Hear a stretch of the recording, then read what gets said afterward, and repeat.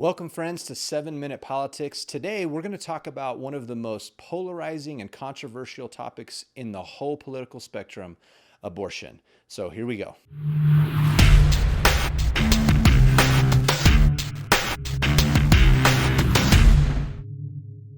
I have 4 children, and my wife and I, like many of you parents out there, had the miraculous experience of sitting in a doctor's office at a sonogram and hearing our children's heartbeat for the first time. And I wept with joy at this gift that was to come into our life because I believe all life is sacred.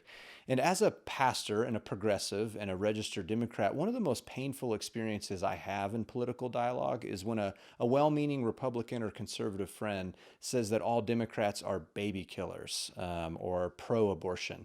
I am neither of those things, and not many of us are. In fact, there's very few people who would fall into that category. So, we're going to talk about today this issue and why two parties and two worldviews can see it so completely differently. I had the huge privilege of going to the University of St. Andrews in Scotland, and I got to study biomedical ethics. And when I did that, my mind opened up to how unbelievably complex abortion is. I don't want to spend a ton of time on the moral quandary because I'm someone who values life very much, but I didn't understand that the umbrella of abortion includes ectopic pregnancies, which is when the fertilized embryo is implanted in the fallopian tube. And in that case, every time, 100% of the time, the baby and the mother will die. And almost all ethicists, religious or not, agree that that is a time where abortion is okay. So in most cases, all of us are okay with abortion in some cases when it's biomedically necessary.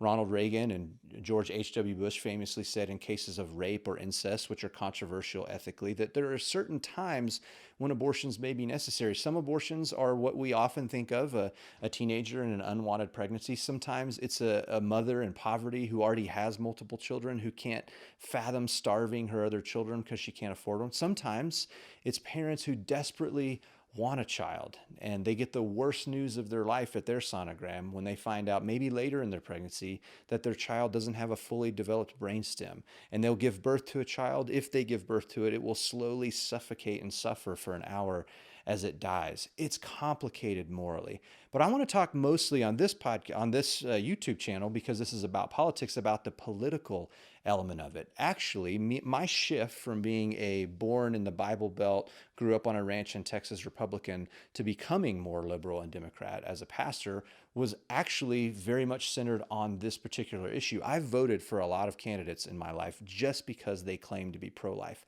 I regret that now because I didn't know what the terms meant. I didn't know what the policies of the parties were, and I kind of fell for the marketing. One of the things that I've learned over time is that many Republicans, well meaning, loving, wonderful Republican friends of mine, care deeply about the unborn like I did. And I think that they have a good heart, but their political party has the wrong method of addressing it. What do I mean by that? The vast majority of the Republican policies to address abortion are to stack the Supreme Court to overturn Roe versus Wade. There's a couple of problems with that. One, you may not know, but since Roe versus Wade in 1973, there have been 15 Supreme Court justices nominated, and 10 of the 15 were nominated by Republican presidents. Roe versus Wade has still not flipped. Even as recently as 2 months ago, the conservatives joined the liberals in shooting down another restrictive abortion law in Mississippi because those Supreme Court justices may get elected, or politicians get elected saying they'll be pro-life, but that's really not what's going on there. Secondly, making abortion illegal will not make it go away. How do I know that? Check out the links below in the description, but I've linked to a couple of articles that show that in the world right now, the countries that have the highest abortion rates, abortion is illegal there. The legality of abortion or criminalizing abortion does not end abortion.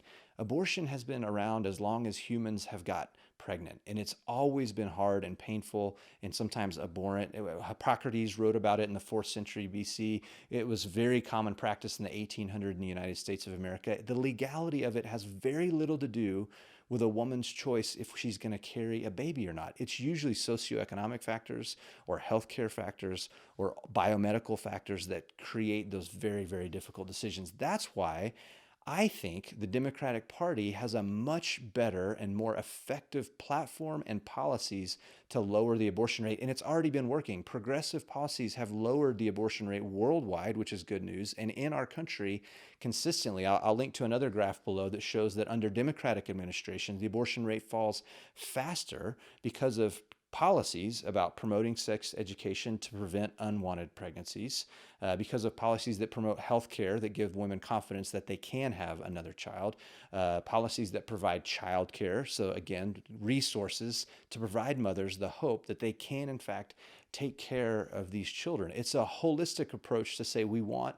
to value the sacredness of life. I'm pro-life, even though that term, I believe, has been co-opted by Republican leadership and twisted into something that isn't as big and radical as it actually is. I don't care if a life is in the womb or in a neonatal care unit or in a suburb or in the inner city or a refugee from Syria or an inmate on death row. Every life is sacred. And I believe that progressive policies have been working and will continue to work to lower the abortion rate. There's another problem with the conservative mindset of just flipping Roe versus Wade. Criminalizing abortion would also not be enforceable. Imagine scenarios where a mother tragically has a miscarriage and then has to describe or defend herself to her doctor that it wasn't abortion. Criminalizing isn't enforceable, and it also won't lower the abortion rate. None of us know in the moral quandary of abortion where life begins. I believe we should err on the side of as early as possible and do everything we can to limit and lower the abortion rate to protect as many babies as possible. Here is the hard truth that took me a long time to understand. Contra what I was taught and contra what I was marketed from the Republican Party, this hurts, but voting for Republican politicians can actually increase the chances of the abortion rate going up. More babies can die by electing movement conservative politicians. So I want to challenge you to do the research or disagree. Check out all those resources I mentioned down in the description below. If you're intrigued by this, comment. As long as it's in love and respect, I'd love to see the dialogue unfold below. And if you're enjoying this, make sure you subscribe or share it with other people. Thanks for checking in today, and we'll see you in the next one.